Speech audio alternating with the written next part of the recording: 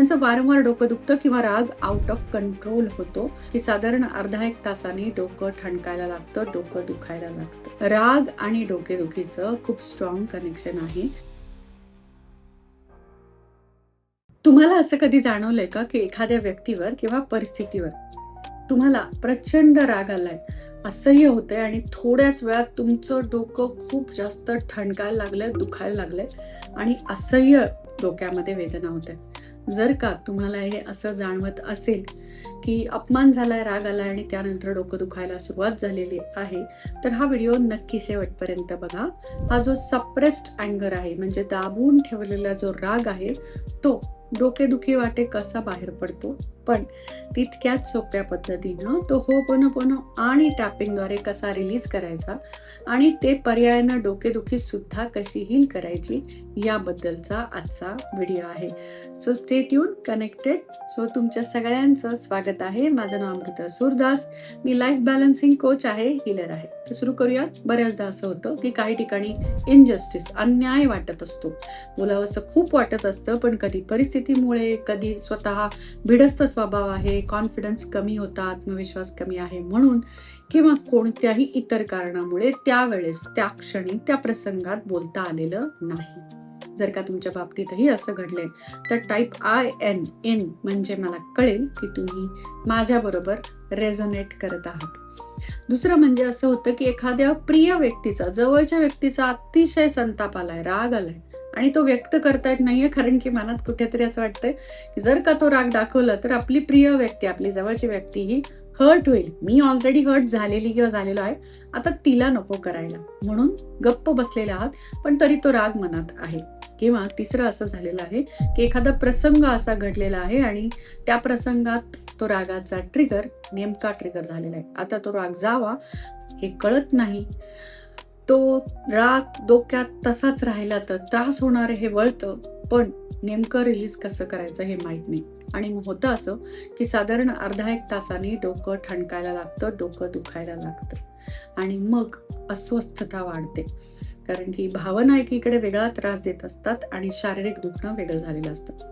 तर येस, या दोघांचंही कनेक्शन आहे. राग आणि डोकेदुखीचं खूप स्ट्रॉंग कनेक्शन आहे, कारण जेव्हा तुम्ही तो राग दाबून ठेवता तेव्हा. म्हणून काय व्यक्त करायचा का? तर मुळेच नाही, तो योग्य प्रकारे हील करायचा, रिलीज करायचा.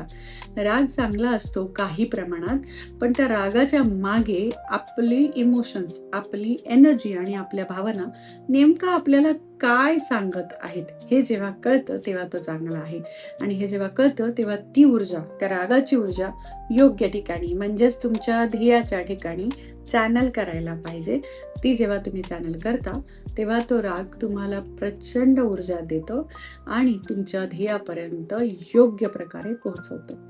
त्यामुळे आता आपण करणार हे आहोत ते म्हणजे आपण आता होपोनोपोनोद्वारे हा राग योग्य प्रकारे रिलीज करणार आहोत, हील करणार आहोत. पर्यायनं जी डोकेदुखी तयार झालेली आहे त्या अँगरमुळे, त्या सप्रेस्ड इमोशनमुळे, सप्रेस्ड म्हणजे दाबून ठेवलेल्या त्या रागामुळे, तर तीही व्यवस्थितरित्या रिलीज करणार आहोत. जेव्हा जेव्हा आपल्याला राग येतो तेव्हा तेव्हा आपल्याला शरीरालाही त्रास करतोय, पर्यायानं मनालाही करतोय आणि तो प्रसंग, ती वेळ पूर्णपणे वेस्ट ऑफ एनर्जी आहे. तुम्ही पूर्ण वेळ त्या व्यक्तीचा, नको त्या प्रसंगाचा अतिविचार करता आणि तो एवढा अमूल्य वेळ त्या विचारातच वाया घालवता. तर हे सगळ्याच प्रकारे नुकसानकारक आहे. तर आता आपण होपोनोपोनो करणार आहोत. सो एक दीर्घ श्वास घ्यायचा आहे. Take a deep breath. सावकाश सोडायचं, अतिशय सावकाश. Relax and release. मी इथे हृदयावर हात ठेवते. तुम्हाला जर का तुमच्या डोक्यावर हात ठेवायचा आहे किंवा इथे दुखतंय, मस्तक दुखतं, कधी कधी गरम होतं, इतका राग येतो, तर तुम्ही विचार करा की आपलं शरीर किती साठवून ठेवता येते भावना. तर तुम्ही डोक्यावरही हात ठेवू शकता. मी आता हृदयावर ठेवते. So hands on your heart. माझ्या मागे म्हटलात तरी चालेल किंवा नुसतं ऐकलं तरी चालेल. सो डिअर अँगर, माझा राग, आय एम सॉरी. हा राग मी काही महिन्यांपासनं, काही वर्षांपासनं, काही दिवसांपासनं माझ्या मनात खूप खूप खोलवर साठवून ठेवलेला आहे. I am sorry. मला योग्य वेळी योग्य ती वाक्य, शब्द सापडली नाहीत समोरच्याला माझं म्हणणं समजून दाखवण्यासाठी. समजून सांगण्यासाठी. आणि त्याचाही मला राग येतोय की मी त्यावेळेस का उत्तर दिलं नाही. I am really sorry for that. Please forgive me. माझ्याच बाबतीत असं होतं, माझ्यावरच अन्याय होतो आणि मग मला राग येतो. So please forgive me for that. Please forgive me. हे सगळं माझ्या समजूतदारपणामुळे होतंय आणि त्यामुळे मला आता स्वतःचाही राग यायला लागलाय. स्वतःच्या परिस्थितीचा, स्वतःच्या आयुष्याचाही राग येतोय, चिडचिड होत आहे. प्लीज फॉरगिव्ह मी या पेनसाठी, या त्रासासाठी, या डोकं दुखण्यासाठी. हे डोकेदुखीचं कारण सर्वस्वी मी तयार केलेले विचार आहेत त्या व्यक्तीविषयी आणि स्वतःविषयी. And thank you so much. आत्ता या क्षणी माझं होपनोपनो करून हे डोकं दुखणं थांबलेलं आहे. येस, मी या डोकं दुखण्याला, या माझ्या डोकेदुखीला आत्ताच्या आत्ता कमांड देते आणि माझं शरीर सोडून जाण्याची परमिशनही देते. मी जी होल्ड करून ठेवलेली रागाची ऊर्जा आहे ती आत्ता या क्षणी होपनोपनोद्वारे रिलीज करते. And thank you so much. Thank you. मला कळालं की माझं शरीर आणि मन आज एक रूप आहे. माझ्या मनावर जे काही रागाचे परिणाम होतात ते शरीर मला दाखवायला लागतं आणि त्याला ते सहन करावं लागतं. हा अवेअरनेस मला आज मिळाला त्यासाठी. आणि थँक्स टू होपनोपनो माझी ही डोकेदुखी आणि राग आत्ता पूर्णपणे शांत झालेला आहे त्यासाठी. I love my emotions. माझ्या भावना मला प्रिय आहेत, त्याचा आदरही आहे. आणि आत्ता मला कळालेलं आहे की ज्या नको असलेल्या भावना आहेत त्या योग्य प्रकारे हील करायच्या असतात, रिलीज करायच्या असतात. I love this ho'oponopono. एक दीर्घ श्वास घेऊयात. Take a deep breath. सावकाश सोडायचा, अतिशय सावकाश. Relax and release. Yes, with that आत्ता आपण होपनोपनो केलेलं आहे, पण याच्यावर आत्ता आपण EFT टॅपिंगही करणार आहे. हे दोन्ही एकत्र करायला पाहिजे जेव्हा अँगर ट्रिगर झालेला असतो तेव्हा. लक्षात ठेवा, जेव्हा केव्हा आपल्याला राग येतो ना, तेव्हा आपलं लक्ष, मन, बुद्धी, चित्त, शरीर सोल्युशनकडे, शांततेकडे फोकस्ड करायचं असेल, अगदी क्विक तुम्हाला तिथल्या तिथे असर व्हावा असं वाटत असेल तर हा तर व्हिडिओ तुमच्या मदतीला आहेच आहे. हे हिलिंग तुम्ही घेऊ शकता. पण त्याचबरोबरीनं जिथे तो प्रसंग घडत आहे, जिथे ती व्यक्ती समोर आहे, ते जागा किंवा ते ठिकाण सोडून दुसरीकडे कुठेतरी जाणं, झोन आउट होणं, कुठेतरी दुसऱ्या रूममध्ये, दुसऱ्या ठिकाणी इमिजिएटली जाणं, चालत जाणं किंवा फास्ट वॉकिंग करणं एखाद्या गार्डनमध्ये, हाही पर्याय तुम्ही निवडू शकता या हिलिंग बरोबर. Okay, so start tapping EFT या रागासाठी आणि डोकेदुखीसाठी. इवन दो जरी या व्यक्तीमुळे किंवा या प्रसंगामुळे, माझ्यासोबत झालेल्या अन्यायामुळे किंवा मला बोलता आलं नाही योग्य वेळी, माझी बाजू मांडता आली नाही, या स्वतःवरच तयार झालेल्या चिडचिडीमुळे हा जो काही मला आत्ता राग आलाय आणि त्यामुळे माझं जे डोकं ठणकायला लागलंय, दुखतंय, या सगळ्या नकारात्मक ऊर्जा ज्या माझ्या शरीराला आणि मनाला त्रास देत आहेत, मी आत्ता या क्षणी कायमच्या रिलीज करते. स्वतःच्या डोकेदुखीला माझं शरीर सोडून जाण्याची परमिशन देते, निवडही करते. Take a deep breath. एक दीर्घ श्वास घ्यायचा आहे. सावकाश सोडायचा, अतिशय सावकाश. Relax and relax. व्हिडिओ थोडासा मोठा होऊ शकतो पण असं तेवढाच परिणामकारक आहे. So start tapping. मला आलेला त्या व्यक्तीचा राग रिलीज नाव. नेक्स्ट, स्वतःचाही राग येतोय की माझ्याच बाबतीत असे प्रसंग वारंवार का घडतात. रिलीज नाव. जे अन्याय झालाय असं फील होत आहे आणि त्याच्यामुळे स्वतःचा राग येतोय. रिलीज नाव. शांत व्हावं, शांत व्हायला हवं हे कळतंय, पण तरीही मन तयार नाही, बुद्धी तयार नाही. रिलॅक्स नाव. सातत्यानं हा राग मला येतच असतो, कधी व्यक्तीचा, कधी स्वतःचा, कधी प्रसंगाचा, कधी पैशाचा. हा माझा पॅटर्न बनलेला आहे.